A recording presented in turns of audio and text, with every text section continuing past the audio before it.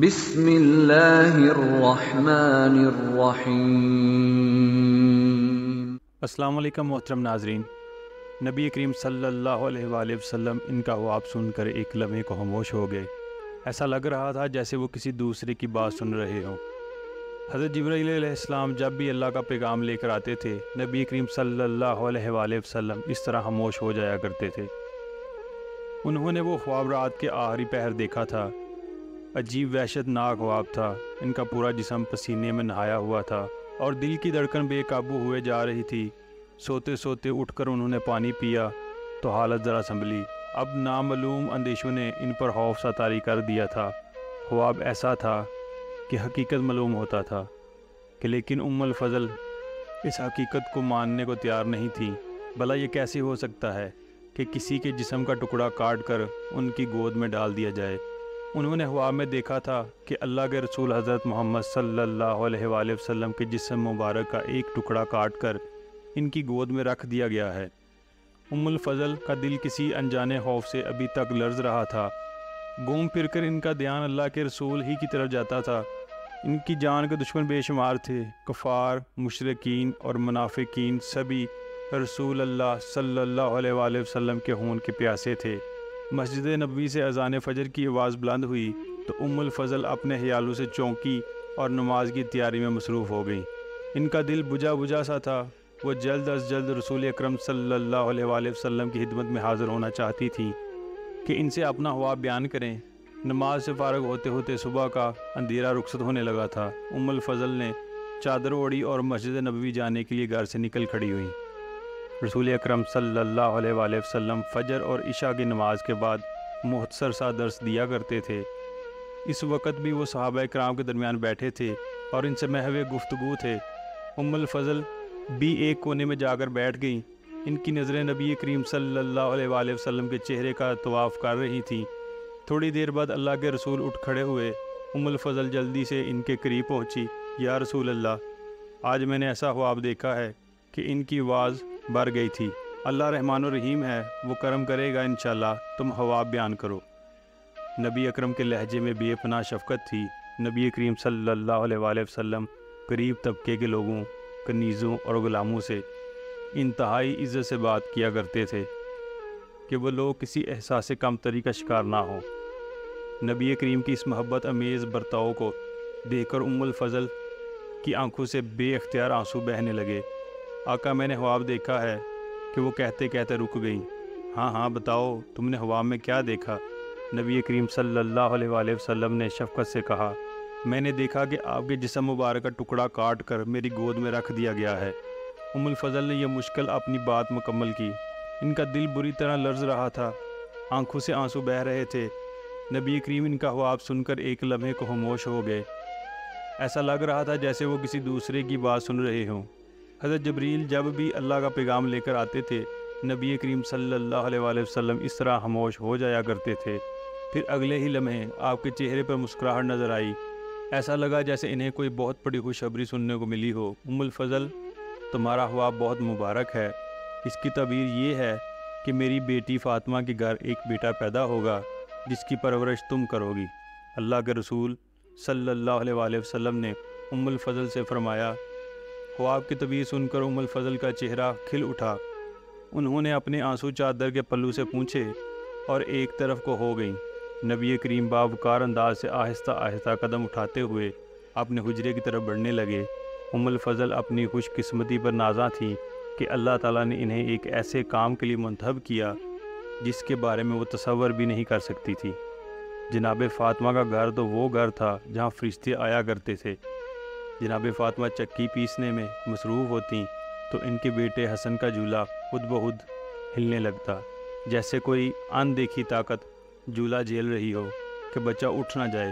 مدینے کی بہت سی عورتیں ایسی تھیں جو حضرت فاطمہ کے گھر آتی رہتی تھیں۔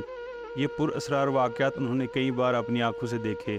کئی عورتوں نے فاطمہ کے گھر میں فرشتوں کی موجودگی کو محسوس کیا تھا۔ الفضل کے خواب کی تعبیر ہجرت کے 4 سال بعد پوری ہوئی۔ 3 شعبان کو حضرت امام حسین علیہ السلام دنیا میں تشریف لائے۔ مدینہ منورہ میں حضرت فاطمہ سلام اللہ علیہا اور حضرت علی علیہ السلام کے گھر اس دن عید کا سماں تھا۔ فجر کے وقت اللہ تعالیٰ نے انہیں دوسرے بیٹے کی نعمت سے سرفراز کیا تھا۔ حضرت محمد صلی اللہ علیہ وآلہ وسلم گھر تشریف لائے۔ الفضل نے بچے کو سفید کپڑے میں لپیٹ کر نانا جان کی گود میں دے دیا۔ نومولود بچہ بے حد حسین تھا۔ اس کی کشادہ پیشانی نور امامت سے چمک رہی تھی۔ نانا جان نے بچے کی پیشانی کو چوما، پھر اس کے داہنے کان میں اذان اور بائیں کان میں اقامت کہی اور اسے سینے سے لگا کر ایک لمحے کو خاموش ہو گئے۔ پھر آپ نے بچے کے لیے دعا فرمائی اور کہا اس بچے کا نام حسین ہوگا۔ یہ نام اللہ تعالیٰ نے رکھا ہے۔ یہ مبارک نام سب سے پہلے علی و فاطمہ کے بیٹے کا رکھا گیا ہے۔ اس سے پہلے اس نام کا کوئی انسان دنیا میں پیدا نہیں ہوا۔ حضرت علی علیہ السلام کا چہرہ خوشی سے کھل اٹھا۔ نبی کریم صلی اللہ علیہ وآلہ وسلم اپنی بیٹی فاطمہ کے پاس تشریف لے گئے۔ انہوں نے بچے کو ماں کی گود میں دے دیا اور قریب بیٹھ گئے۔ فاطمہ، تمہارے یہ دونوں بیٹے میرے بیٹے ہیں، آپ نے حسن اور حسین کی طرف دیکھتے ہوئے کہا۔ الفضل کچھ کہنا چاہتی تھی مگر پھر خاموش ہو گئی۔ انہوں نے رسول خدا کے چہرے پر وہ کیفیت دیکھی تھی جو اللہ کا پیغام آنے کے وقت محسوس ہوتی تھی۔ الفضل نے دیکھا کہ حضور صلی اللہ علیہ وآلہ وسلم کے چہرے پر آئی ہوئی خوشی کے تاثرات بدہم پڑتے جا رہے تھے۔ آپ کی آنکھیں آنسو سے لبریز ہوتی جا رہی تھیں۔ اپنے بابا جان کی یہ حالت دیکھ کر حضرت فاطمہ سلام اللہ علیہا بے تاب ہو گئیں۔ وہ تو اپنے بابا کی ذرا سی تکلیف برداشت نہیں کر سکتی تھی۔ نبی کریم کو اب تک بے شمار اذیتیں برداشت کرنا پڑی تھی مگر کبھی کسی نے ان کی آنکھوں میں آنسو نہیں دیکھے تھے۔ ہاں، جب وہ عبادت میں مصروف ہوتے تو آپ کی آنکھوں میں آنسو آ جاتے تھے۔ بابا جان، بابا جان، بابا جان، کیا مجھ سے یا علی سے کوئی گستاخی ہو گئی؟ حضرت فاطمہ سلام اللہ علیہا نے بے تابی سے پوچھا۔ نہیں بیٹی، نہیں۔ نبی کریم نے اپنی لاڈلی بیٹی کا سر اپنے سینے سے لگایا۔ آپ کی آواز باہر آئی۔ بیٹی، ابھی جبریل آئے تھے، انہوں نے بتایا کہ میرا یہ بیٹا اللہ کی راہ میں ایسی بے مثال قربانی پیش کرے گا کہ اللہ کا دین ہمیشہ کے لیے محفوظ ہو جائے گا۔ میرے اس بیٹے کی قربانی کی وجہ سے قیامت تک پیدا ہونے والے کروڑوں انسان جہنم کی آگ سے محفوظ ہو جائیں گے۔ نبی کریم نے نوزائیدہ بچے کی طرف دیکھتے ہوئے کہا اور آپ کی آنکھوں میں نمی تیرنے لگی۔ بابا جان، یہ بات تو ہم سب کی سر بلندی اور خوشی کی ہے، پھر آپ کی آنکھوں میں آنسو؟ حضرت فاطمہ نے فرمایا، ہاں بیٹا، دین اسلام حسین ہی کی قربانی سے سربلند ہوگا انشاءاللہ۔ مگر کیا بابا؟ مجھے بتائیں، میرا دل بیٹھا جا رہا ہے۔ حضرت فاطمہ سلام اللہ علیہ نے بے تابی سے پوچھا۔ بیٹی، جبریل نے بتایا ہے کہ حسین ایک دن ایک صحرا میں 3 دن کا بھوکا پیاسا شہید کیا جائے گا۔ اس سے پہلے اس کے عزیز و اقارب، دوست اور وفادار صحابی اس کی آنکھوں کے سامنے ایک ایک کر کے شہید کیے جائیں گے۔ اس کے خیموں میں آگ لگا دی جائے گی۔ یتیم بچوں اور بیوہ عورتوں کے سروں سے چادریں چھین لی جائیں گی اور خاندان رسالت کی عورتوں کو قیدی بنا کر سارے ملک میں گھمایا جائے گا۔ نبی کریم کی آواز میں بلا کا درد تھا۔ یہ سن کر حضرت فاطمہ بے اختیار رونے لگیں۔ بابا، کیا اس زمانے میں مسلمان دنیا میں نہیں ہوں گے؟ انہوں نے سوال کیا۔ ان کا خیال تھا کہ لاکھوں مسلمانوں کی موجودگی میں رسول اکرم صلی اللہ علیہ وآلہ وسلم کے نواسے کو کون قتل کر سکے گا؟ اس زمانے میں مسلمانوں کی تعداد آج سے کہیں زیادہ ہوگی، لیکن ان میں زیادہ تر نام کے مسلمان ہوں گے۔ میرے بیٹے حسین، اس کی اولاد اور اصحاب کو کوئی دوسری قوم نہیں، خود مسلمان ہی شدید ظلم کے ساتھ شہید کریں گے۔ رسول اکرم صلی اللہ علیہ وآلہ وسلم نے افسوس بھرے لہجے میں جواب دیا۔ میرے حسین کا جرم کیا ہوگا؟ جناب زہرا نے سوال کیا۔ اللہ کے دین کی حفاظت۔ نبی اکرم صلی اللہ علیہ وآلہ وسلم نے فرمایا۔ بابا جان، یہ کب ہوگا؟ جناب زہرا نے بری ہوئی آواز میں پوچھا۔ بیٹی، یہ اس وقت ہوگا جب نہ میں دنیا میں ہوں گا، نہ علی، نہ تم، نہ حسن۔ حسین تنہا یہ سارے ظلم برداشت کرے گا۔ نبی اکرم کے آنسو ان کی ریش مبارک کو تر کر رہے تھے۔ جب ہم میں سے کوئی نہیں ہوگا بابا، تو میرے بیٹے پر روئے گا کون؟ اس پر گزرنے والے مصائب پر تو رونے والا بھی کوئی نہیں ہوگا۔ حضرت زہرا زور زور سے رونے لگیں۔ میری جان فاطمہ، اس طرح نہ رو، میرا دل پھٹا جاتا ہے۔